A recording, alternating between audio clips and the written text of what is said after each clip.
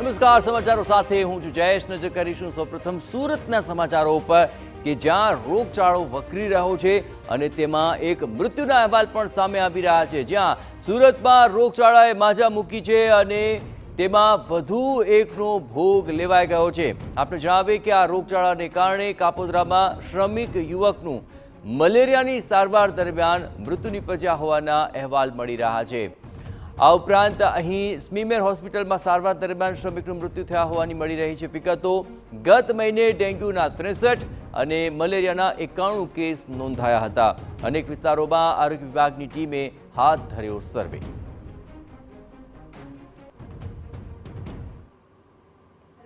તેઓ સાંજે રિક્ષામાં એમને લઈ જવામાં આવ્યા, પરંતુ બદનસીબે એમનું રિક્ષામાં જ મૃત્યુ થઈ ગયું.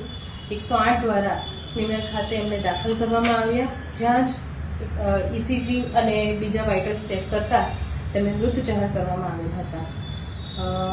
એ સાથે સાથે અમે કાપોદ્રા ખાતે પણ અમારી સર્વેલન્સની ટીમ સતત કાર્યરત છે અને ઘરોનો સર્વે કરી રહી છે અને જ્યાં જ્યાં મચ્છરોના બ્રીડિંગ મળે છે, જ્યાં જનજાગૃતિની જરૂર છે તે કામગીરી હાથ ધરી છે.